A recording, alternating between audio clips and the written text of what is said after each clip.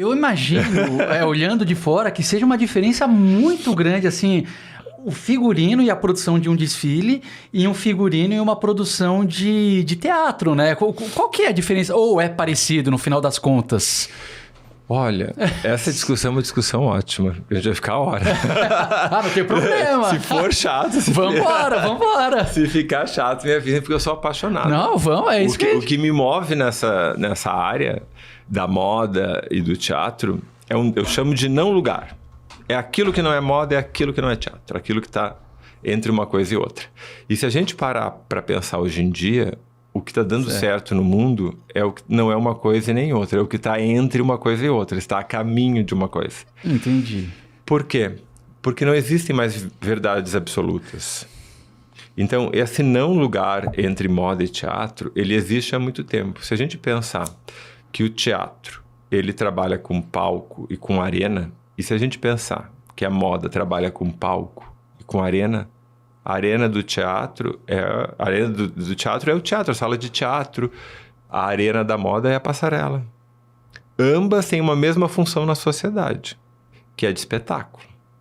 As pessoas se reúnem para ver alguma coisa no centro e ficar em volta, ou falando mal, ou falando bem, ou difundindo aquilo.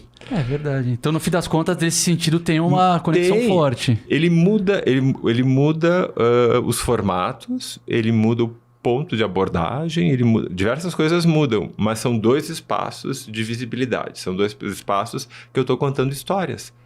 Quantos estilistas não vieram aqui e não te contaram histórias, a inspiração da coleção dele?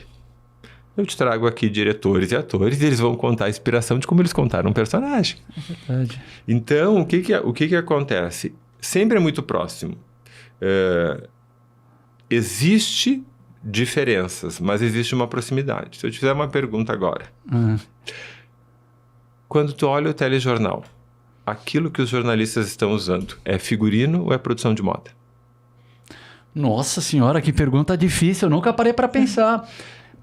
Figurino ou produção... Por quê? Eu vou te... Qual que é a diferença? Desculpa. Por que eu vou te fazer essa pergunta? O figurino, ele veste um personagem. Um produtor de moda, ele veste uma pessoa. Figurino versus um personagem, um produtor de moda versus...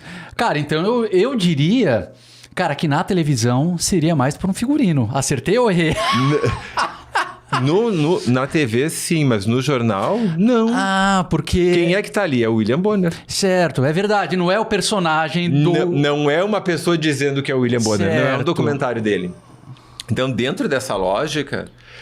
É uma discussão que se tu botar outro figurinista, ele vai trazer outra versão. Por quê? Porque tá misturado. Não é uma coisa e não é outra. Tá no meio termo. Então você fez uma pegadinha. Porque eu tô pensando, apesar de você estar vestindo o William Bonner, você tem um contexto que é o Jornal Nacional. Então você precisa de um dress code ali que... Se tu for num casamento, tu vai da mesma forma que tu vai no jogo de futebol? É verdade. Você me convenceu. Gostei. Entende? A brincadeira que no bom sentido é isso, é compreender esses dois espaços. Porque eu sempre me questionei uma coisa. Os trabalhos que eu fiz no Rio de Janeiro, de figurino, de teatro, eu ficava incomodado. Por quê? Porque as atrizes têm marcas que patrocinam elas. Então... Tu já tem que construir aquele figurino pensando naquelas roupas. Entendi. Se tu tem que pensar naquelas roupas, não é um produtor de moda. Porque o produtor de moda, quando vai fazer a capa da Vogue, quando vai fazer uma editorial, o que ele faz? Ele não articula essas marcas porque umas são patrocinadoras, outras estão pagando e tem que construir a história com aquilo? Não está próximo. Mas qual é a diferença? Aquela celebridade, aquela atriz que é mais celebrity, o que ela tem? Ela tá ali fazendo de conta que ela é uma outra pessoa. Tá, então quando a gente tá falando do ensaio da Vogue, de uma revista, é mais para figurino do que produção de moda? Porque não, ela é produção de moda, mas ela mistura um pouco.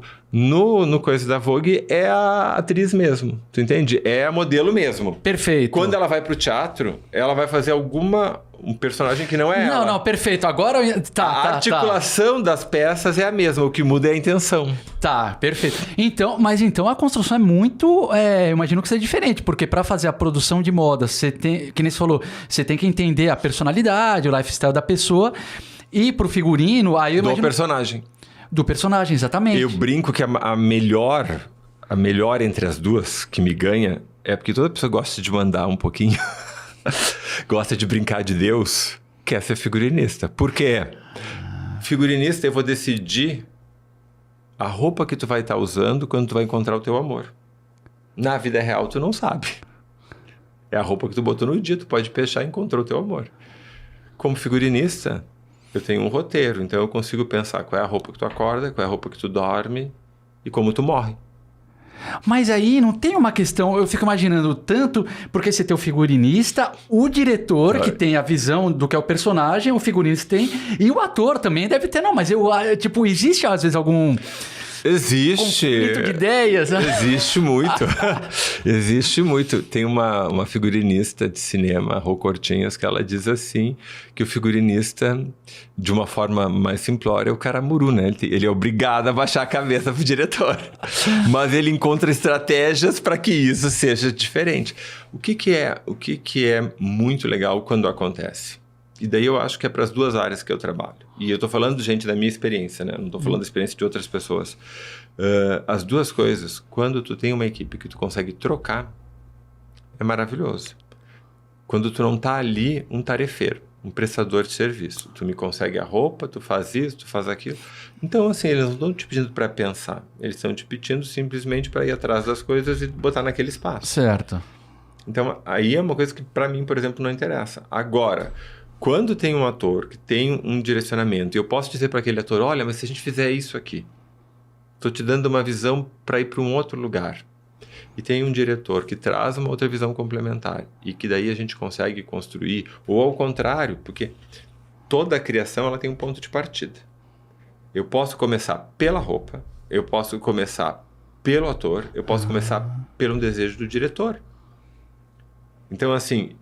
O que vai levantar isso, o que vai levantar essa produção é por onde ela está começando. Entendi. Se eu sou a primeira pessoa a ser convidada no projeto e eu já começo num bate-papo com a produção e com o diretor ou o produtor, porque aqui em São Paulo os produtores eles têm também esse domínio, né? Eles quase assumem às vezes o lugar de diretor de arte.